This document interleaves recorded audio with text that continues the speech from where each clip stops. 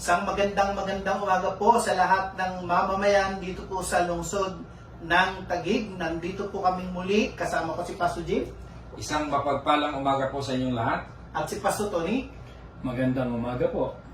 Para po sa isa na namang segment ng Source of Strength. At patuloy na nananalangin ang pamahalang lungsod ng Taguig na patuloy po tayong makasumpong ng kalakasan mula po sa salita ng Diyos na ibinabahagi sa programa pong ito. Sa atin pong pagpapasimula, atin pong idulog sa Diyos ang atin pong pagbubulay ng kanyang salita. Pastor Tony. Manalangin po tayo. Dakilang Diyos aming Ama na makapangyarihan sa lahat, kami po ay patuloy na dumudulog sa iyo. Humihingi ng gabay, patnubay at pagpapala mo upang sa aming pag-aaral makasumpong kami ng ginhawa mula sa mga salitang ito na aming tatalakayin. Maraming salamat po. Ito po ang aming samad dalangin sa ngalan ni Kristo Jesus. Amen. Atin pong ipinagpapatuloy, ito pong pagtalakay sa aklat ng Salmo, Kabanatang 91, yung Psalms 91. Nakarating na po tayo ngayon dun sa talatang 11, verses 11 and 12 ng Psalms 91, no? Bigyan ko lang po kayo ng maikling background or overview ng Book of Psalms, no? Pastor Tony, Pastor Jim, bigyan lang natin sandali, no? Yung Book of Psalms po ay hinati po yan sa 5 books, yung Book of Psalms, no? Yung Book 1 ay yung chapters 1 to 41, yung Book 2 ay yung chapters 42 to 72, yung pong Book 3, 73 to 89, at yung Book 4, kung saan kabilang po itong Psalms 91, ay sa chapters 90 hanggang 106, at yung mga natitira po ay kasama sa Book 5. Katulad po ng sabi ko sa inyo, ito pong Psalms 91 ay kabilang sa Book 4, no? At ito pong nandito sa aklat na ika-4 na aklat na ito ng pagkakahati-hati ng aklat ng mga salmo ay pagtugon dun sa naiwang mga katanungan dun sa Book 3, no?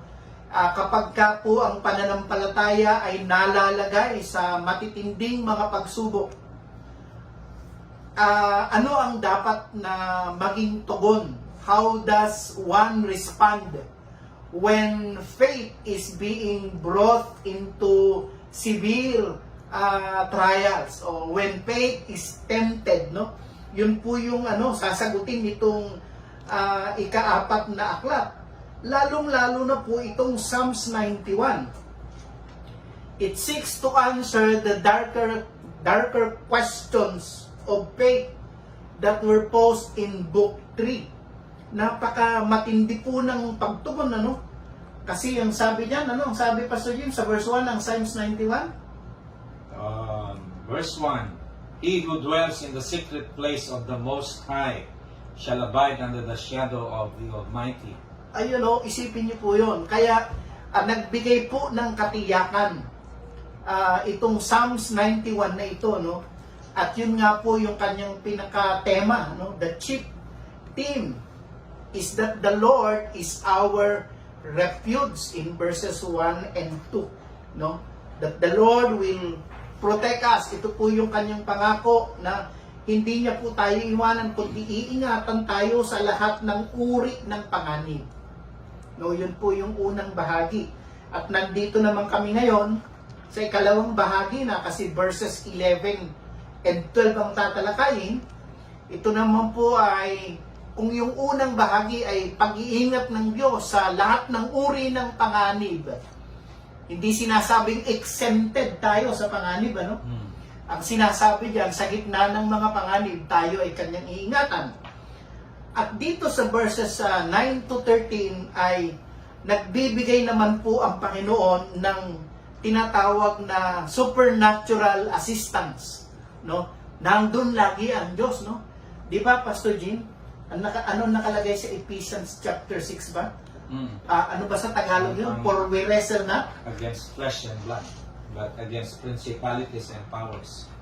against spiritual wickedness in high places. Mga spiritual demonic forces. So yun ang kalaban Yun ang natin. kalaban natin. So ang pantapat ng Panginoon, supernatural forces din. Ano? At ito po yung ating susubukang talakayin ngayon, na tayo po na mga anak ng Diyos.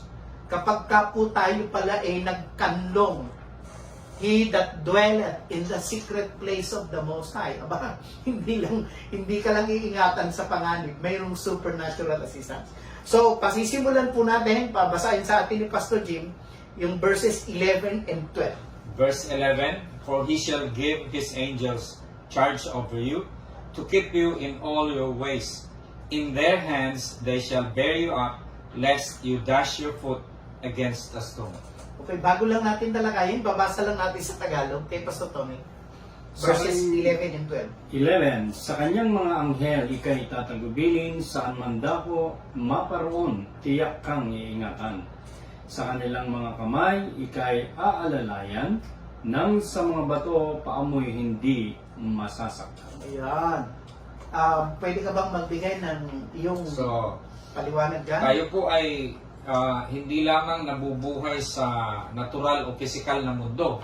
Mas meron pong sasabihin ko nga, mas higit na totoo yung spiritual na mundo. At itong spiritual na mundo ay populated ng mga spiritual beings, mga anghel, at ang ating Diyos, ang Panginoon, even demonic forces. No? At sinasabi po rito na iingatan tayo ng mga anghel. Hindi lang isang anghel, mga anghel. Nung ako ay bata pa, ang naitanim sa isip ko ay meron akong isang anghel de la guardia. Pero ang totoo pala nito ay maraming anghel. Ang nasa isip ko tuloy ay nung kinubkob si Elisha ngayon, na si Elisha kinubkob ng Assyrian forces para hulihin, ay nakita ni Gehazi at siya ay natakot kung yung assistant ni Elisha at sabi niya nanganganib tayo doon sa propeta, no? Eh sabi ng propeta, Panginoon, buksan mo yung kanilang mga mata. At yung ipinakita ng Panginoon doon sa assistant ng propeta ay napapaligiran sila ng napakaraming chariots of angels. Ganun karami. At parang ganun ang ayuda, pag-iingat ng Panginoon sa atin. So talagang kung merong spiritual demonic forces, minsan kasi Pastor Tony, mga tao, mas naniniwala sa masasamang espiritu kaysa mga espiritu ng Diyos. Tama nga. Sige, ano masasabi mo doon? Naalala ko tuloy yung kwento. No? Meron pong isang kwento, merong evangelism na ginagawa sa probinsya, na kung saan ang probinsya na ito, merong mga komunista. Nung nalaman ng mga komunista na may nangangaral patungkol sa ating Panginoong Jesucristo, pinuntahan nila ito para guluhin. Pero nung nandun na sila, hindi sila tumuloy at nagsiatras sila. Ngayon, ang kwento po ay ganito. Isa doon sa komunista na yon na lumusob ay nakakilala sa Panginoon. At kung bakit daw hindi nila tinuloy yung panggugulo nila at bakit sila napatras, kasi mayroon daw silang nakita na nakapalibot doon sa mga nangangaral na libo-libong sundalo na nakadamit puti. At kaya napatras sila. So, ayon po sa kwento na ito, ito daw po yung mga anghel na nagprotekta doon sa gawain ng Panginoon. Kaya totoo, Pastor Jim, na meron nga talagang physical realm and spiritual realm. Kaya lang ang tao kasi, more on, nakapokus lang tayo din sa physical, kaya dapat maintindihan din natin yung spiritual na labanan. Gusto ka pang idagdag? Minsan, may mga pangyayari sa buhay natin na hindi natin alam, ay prinoteksyonan pala tayo ng Diyos. Naalala ko yung galing po ako ng Zambales, ako'y nasa NLEX at gabi na pauwi na ako, pabalik dito sa Taguig. Habang ako'y nagmamaneho, siguro mga 100 metro lang ang layo ko dun sa aking sinusundan. Biglang yung isang malaking truck sa kabila, biglang lumiko at tinamaan yung sinusundan ko. Sa loob-loob ko, Panginoon, salamat po. Siguro, ako talagang target ni Satanas doon, no? Kanya lang, naipaling na ngayon, hindi ako tinamaan. Talagang head-on collision. At laking pasasalamat ko sa Panginoon na marahil ay yung aking mga anghel na nagprotekta sa akin. Hindi ko nakita, pero isang halimbawa po yun ang pag-iingat ng Diyos sa akin. Okay. Anyway, so ngayon pong umaga na ito, maganda pong ma-recognize natin na mayroon tayong mga supernatural assistance, helps, na ang Diyos pala ay ipinapadala sa mga taong nagtitiwala sa Kanya. No? Angels are real. Totoo pong may mga anghel. Ang sabi ko nga po kanina, nabanggit ko na minsan, yung mga tao mas naniniwala dun sa masasamang espiritu. Kung mayroong masasamang espiritu at pinaniniwalaan natin yun, palagay ko ngayong araw na ito, maganda rin pong mapaniwalaan natin na mayroong palang mga anghel na pinapadala ang Panginoon upang siyang magtanggol sa mga taong sa Kanya lamang umaasa. Bago po kami magwakas, babasahin ko po sa tala ng banal na kasulatan yung nabanggit ni Pastor Jim kanina. No? Dito po sa 2 Kings chapter 6. 2 Kings chapter 6. Babasahin ko po sa verse 8. Magsisimula ako sa verse 8. Sabi po rito, ganito. At pagkatapos ko pong basahin, mananalangin na sa atin si Pastor Tony at ipagpe-pray naman ni Pastor Jim yung ating mga leaders. No? Babasahin ko lang po ito. Minsan binalak ng hari ng Syria na digmain ng Israel. Tinipo niya ang kanyang mga tauhan at sinabi sa kanila ang napiling lugar na pagkakampuhan. Ngunit ipinasabi ito ni Eliseo sa hari ng Israel. Binalaan niya ito. Huwag na kayong pupunta sa naturang lugar sapagkat nag-aabang doon ng mga taga-Syria. At pinabantayan nga ng hari ng Israel ang mga lugar na sinabi ni Eliseo. Maraming beses na sinabi sa kanya ni Eliseo tungkol sa balak na pagsalakay ng mga Syria. At lahat ng lugar na sabihin sa kanya ay pinalalagyan ng mga bantay. Dahil dito, labis na nabahala ang hari ng Syria. Nagduda na siya, kaya tinipon niya ang kanyang mga tauhan at tinanong, magsabi kayo ng totoo. Sino sa inyo nakikipagsapwatan sa hari ng Israel? Isa sa mga naroon ang sumagot, wala po, mahal na hari. Si Eliseo po, ang propeta sa Israel, ang nagsasabi sa kanilang hari, kahit ang inyong mga lihim na binabala. Sinabi niya, kung ganon, hanapin niyo siya at hulihin. May nagsabi sa kanyang si Eliseo ay nasa Dotan, kaya't nagpadala siya roon ng maraming kawal, nasakay ng karuway at kabayo. Gabi na nang dumating sila roon at pinaligiran nila ang lungsod. Kinabukasan ng umaga, lumabas ang katulong ni Eliseo at nakita niyang maraming kawal ang mga kabayo at karuwayang nakapaligid sa lungsod. Sinabi niya, Guro, paano tayo ngayon? Sinabi ni Eliseo, huwag kang matakot. Mas marami tayong kakampi sa kanila. At siya nanalangin, Yahweh, o Panginoon, buksan po ninyo ang kanyang paningin nang siya makakita. Pinakinggan ni Yahweh ang kanyang panalangin at nakita ng katulong ni Eliseo ang bundok ay punong-puno ng mga kabayo at karwahing apoy na nakapaligid kay Eliseo. Ito po yung katotohanan. Alam niyo nangyari dito? Nang salakayin sila ng mga taga-Syria, nanalangin ulit si Eliseo. Yahweh, bulagin niyo po sana sila. At binulag nga ni Yahweh ang mga taga-Syria bilang sagot sa panalangin ni Eliseo.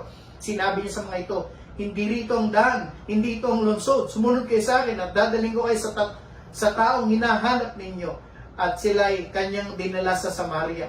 Pagpasok nila sa lungsod, nanalangin sila sa Yahweh, buksan na po ninyo ang kanilang mga paningin ang sila makakita. Binuksan nga ni Yahweh ang paningin ng mga taga-Syria at nagulat sila nang makita nilang sila'y nasa loob ng Samaria. Nakita niyo po, no? Kahit na po napaka-imposible na ng isang sitwasyon, sapagkat ang Diyos po ay pinakamakapangyarihan. The God that is more than able. Naalala niyo po, doon sa verses 1 and 2, He is the El Elyon, the Most High God. He is the El Shaddai, the God that is more than enough. He is Jehovah, the God who can relate. And He is Elohim. He is Elohim, the God who creates. Aba, mga kapatid, dapat na nating makilala na kahit na para bang wala ka nang makitang pag-asa, God can make a way. God can send His angels to take charge over you. Pabasa nga ulit, Pastor Jim. For He shall give His angels charge over you to keep you in all your ways. Amen. In their hands they shall bear you up, lest you dash your foot against a stone. Amen and Amen. amen. Pastor Tony, pwede tayo nanalangin. Kanino po gagawin ng Panginoon ito? Yun po ang isang katanungan diyan.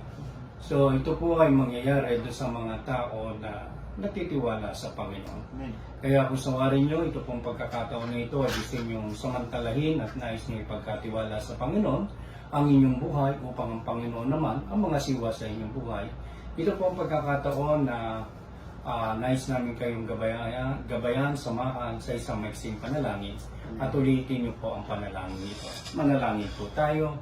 Panginoong Jesucristo, Panginoong Jesucristo, binubuksan ko ang aking puso. Binubuksan ko ang aking Inaasayahan kitang pumasok sa puso. Inanayaan kitang pumasok sa Maghari ka sa buong buhay ko. Maghari ka sa buong Sa iyo ko'y pinagkakatiwala. Sa iyo ko'y Ang pinagkakatiwala aking mga desisyon, ang aking mga ang desisyon, aking buhay. ang aking buhay. Simula sa araw na ito, Simula sa araw na ito, ikaw lang ang aking kikilalanin ikaw lang ang aking na kilala, aking Panginoon na aking at Panginoon, sarili kong at tagapagligtas. sarili kong tagapagligtas. Sa pangalan ni Kristo Sa Jesus. pangalan ni Kristo. Jesus.